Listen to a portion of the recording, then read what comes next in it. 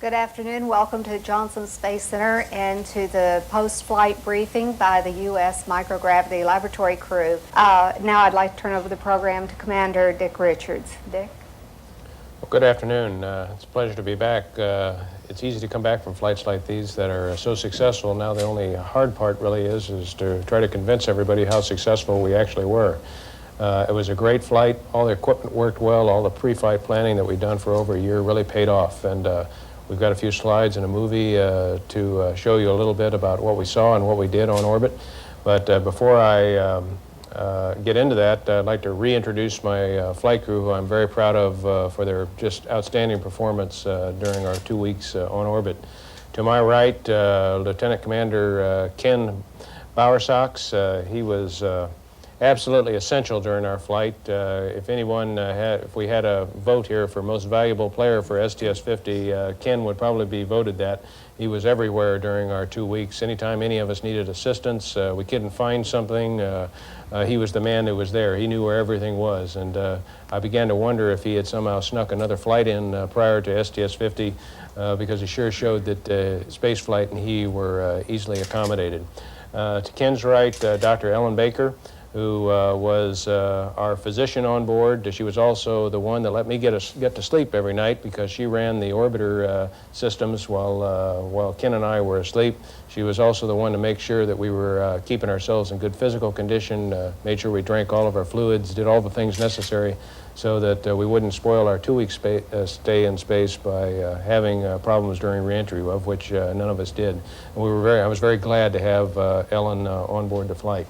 To Ellen's right, Dr. Bonnie Dunbar, payload commander for USML, and she was the one that really pulled this flight together from start to finish, did all the interface with the principal investigators of the Marshall Space Flight Center, did all the work coordinating the flight plan with Marshall, and was just absolutely essential and instrumental for the success of USML. To her right, Colonel Carl Meade. Carl was mission specialist number 3. He was our astronaut on the blue shift, and complimented the work that Bonnie did on the red shift. Again, just a fantastic job by Carl, and in making sure to keep us going in the right place. Anytime we got off the straight and narrow, Carl was there to remind us what the big picture was and make sure that we were doing the right thing. To Carl's right is Dr. Larry DeLucas, who many of you have seen the University of Alabama at Birmingham. His first flight, but Larry, as well as the other payload specialist, Dr. Gene Trin, absolutely adapted to space flight most readily. The only thing we were sorry about for Larry was that we couldn't keep him up on orbit another week, which he expressed many, many times during the flight, that he wanted to just stay up on orbit a little bit longer and he could get all this work that he was doing with protein crystal work completed. And finally, to Larry's right is Dr. Gene Trin out of the Jet Propulsion Laboratory. Again, Gene became famous as the wizard of the drop physics module, of which you saw many, many hours of television with his expertise in manipulating these very difficult water droplets in a zero gravity environment. And he's got lots of words to tell you about how well drop physics module performed. And now I think I'd like to just quickly go through a 15-minute movie. Well, here's the NASA meatball, which now is a permanent fixture of all spaceflight movies now. And a good picture of our flag there, and Space Shuttle Columbia's flag pre-launch. As you see, a few clouds in the area, but we managed to hold them off until long enough for us to get off the ground. Standard picture of us going out to the vehicle. It was kind of odd to be up at that time of the day. It was pretty easy for us, but Carl Meade, Gene Trin, and Ellen Baker had to sleep shift almost 12 hours, and they had just at that point they were about ready to go to bed, even though we were just getting up. Ken, you want to describe the launch? Well, the launch was quite a ride for me. When the engines lit, I didn't get too excited, but I did look over to the left to see what the gantry looked like, and I noticed that it started glowing before we started moving as we got the reflections of the engines and the SRBs. Then it slowly moved out of the way. The liftoff sensation felt just like we get in a simulator. I was very pleased with the training that we'd had and felt very comfortable during the launch. I know the biggest impression I get on any launch is the bright lights. You can see a little bit of that here during the roll program maneuver. And unfortunately for our guests down at the Cape, we we disappeared into the clouds pretty soon after liftoff, so they didn't get to see us all the way out to MECO. But I can assure you the ride was very comfortable and very smooth, and the engines and SRBs worked just as advertised.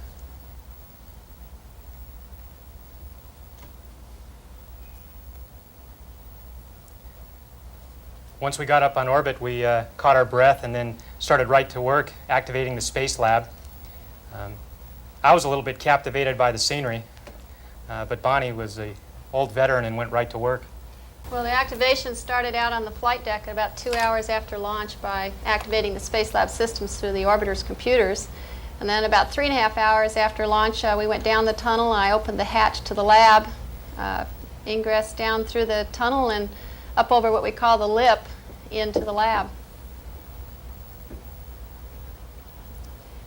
We started operations immediately that day, and what you're seeing here is actually into the flight, and then here's some blue shift shots with Gene and Carl. This is myself on the foreground working on the surface tension driven experiment, and Carl moving by holding a drop physics module film magazine, which he became so good at changing the film. This is a close-up of the drop physics module with the bay 1 door open. You can see some of the instrumentation inside. And this is a live shot, almost live shot of a drop deployment. And this is a very successful deployment. And thank you, Carl, for taking a picture of that. The drop physics module was controlled through the IVA that you see. That's a second CRT on the right. And this is a short sequence of the behavior of the drop in microgravity. These drops, once they were deployed, almost took a life by themselves because of their behavior in the absence of gravity, and also because of what we did to them with acoustic radiation pressure. The aim here was to determine in very quantitative fashion the behavior of those drops in microgravity.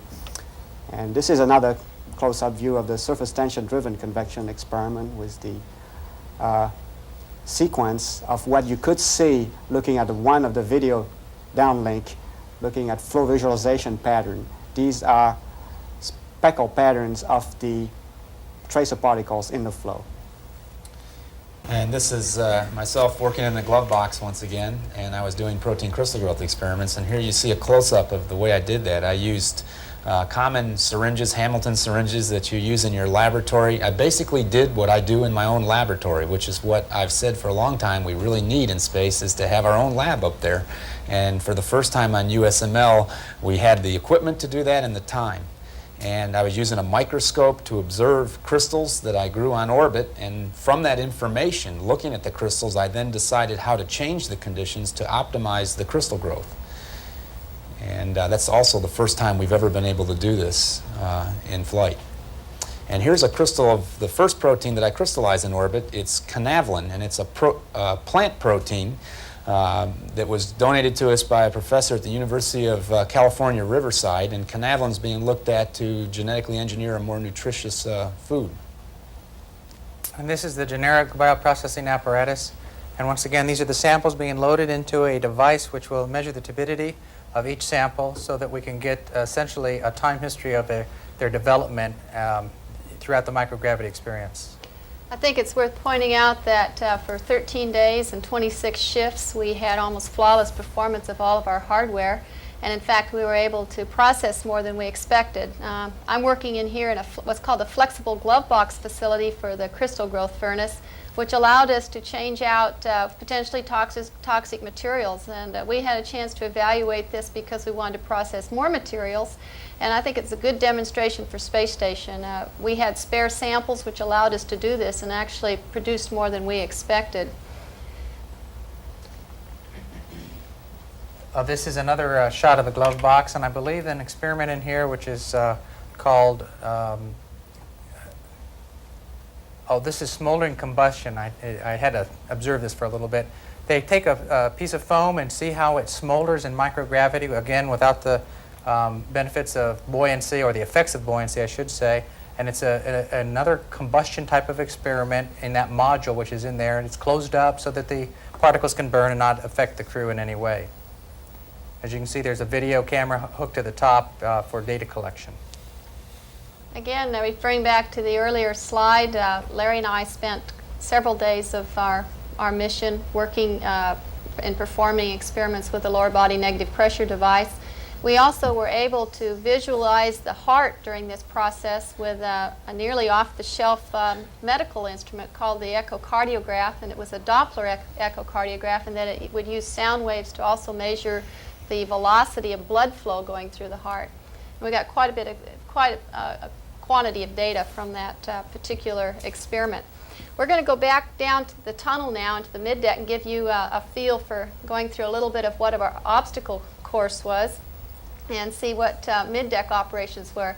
If you recall, the lab is aft in the payload bay, and there's a very long tunnel that connects it to the middeck. We use this area as a little bit of a storage area, and I'll turn it over to Ken to talk about that. Well, this had to be one of my favorite things to do up in orbit, cruising back and forth through the tunnel. It was sort of like being Superman, flying over long distances. It was a little bit of an obstacle course too, but luckily everything was soft, so it didn't hurt too bad if you bumped into things. Here we're entering the middeck, and you can see how we've got things hanging on the lockers with Velcro. And you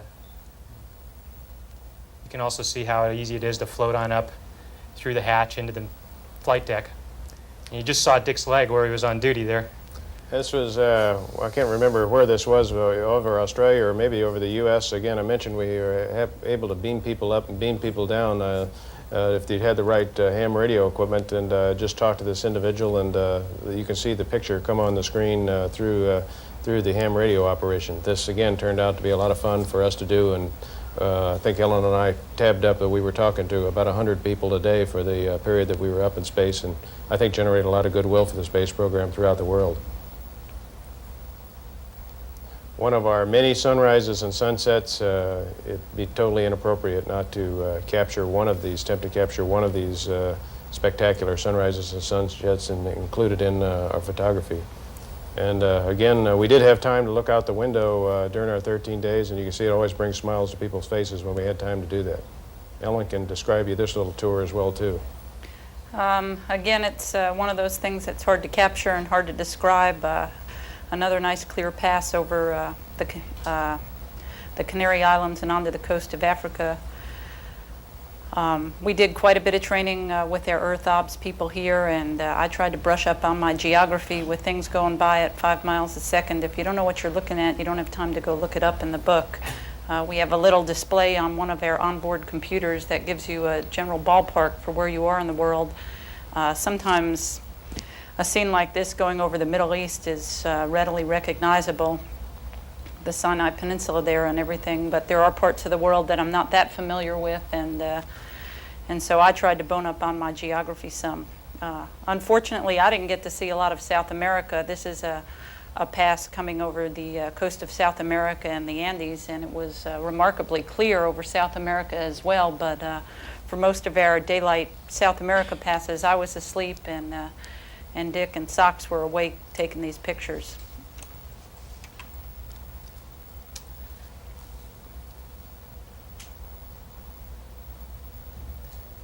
We were very fortunate with our South American. It was about the driest I've ever seen in that particular area. So a lot of our observations were possible, whereas before you would be cloud covered. This is Ellen proudly displaying her New York Yankee hat while she goes through the process of getting some exercise, and then Carl, who had some stretching exercise, he was one of our backup EVA crewmen, and I cautioned him to make sure he kept his muscles in good shape in case we had to go outside unexpectedly, and so this was his way of doing some stretching exercises during the flight. Again, food, we got a chance to do food operations, as I would call them, and everybody would try to come up with some new stunts to outdo the next person with rotating spoons or floating meatballs, or whatever Ken is trying to grapple around the potatoes. Grooming was always very important, and I found myself using for the first time an electric razor. And one of the first things to go on orbit is your hair. And but we've come a long way and got some shampoo equipment that we just scrub on and then wipe off with a towel. Of course, you got to sort of keep yourself in control here, and I'm not doing a very good job of it right now. And we've got a personal hygiene kit, little mirror, and brush your hair, and you're ready to go for the day. This personal hygiene kit contains a lot of toilet articles, and so it was always a difficulty trying to manage it here about where to put all these things, even though they have Velcro. It seemed like every time I opened it up, there was about 3 or 4 things I wanted to take out. This was an unsuccessful attempt to manage that.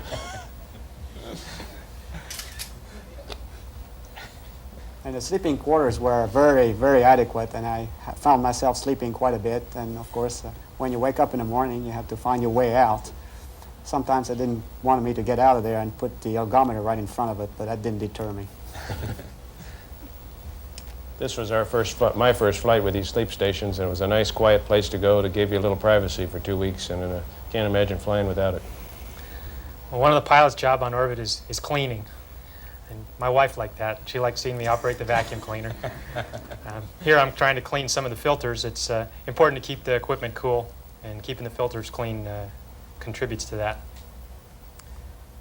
I believe this is Dick and I preparing for FCS checkout, getting all the systems ready for deorbit. Ellen was right in there helping out, and it was a three-person operation.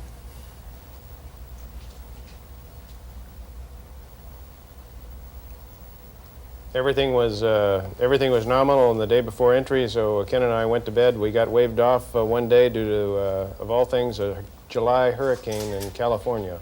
So that was the only bit of misfortune we had, but the good side of it was that the Kennedy Space Center, I guess all the bad weather got sucked into California because Florida was beautiful. Next day, after a one-day delay, which all of us got an opportunity to look out the window on that day, we started re-entry.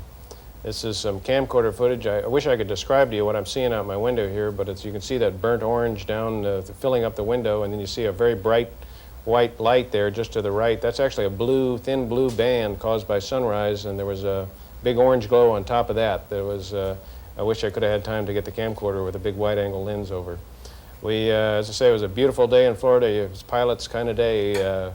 Acquired the runway way out. We had a new capability here we added some extra speed to the orbiter to get us further down the runway. This is the first flight of that, also the first flight of some new tires that are more resistant to damage on rough runways, particularly like the one we have at the Kennedy Space Center. Touchdown seemed to be very smooth, and at no time did I feel like I was really behind the vehicle. We intentionally delayed derotation of the nose gear by about 10 knots due to our weight. Got that down on the runway, and immediately Ken deployed the drag chute. Throughout the rollout sequence, the winds were very light, and I felt very similar to the way I felt in my previous 4-day flight of a very solid vehicle, very tightly controlled, and absolutely no problems. At 60 knots, in order to keep the drag chute from being entangled in the drag chute, we intentionally jettisoned the chute, and then finally rolled to a stop with using up about 13,000 feet of the 15,000 feet of runway we had there. This isn't cooling fans for us. This is to blow any gases that might be out there, harmful gases, away from the vehicle. But very quickly, Ken and I were able to get out and do an inspection of the vehicle, and everything looked great to us.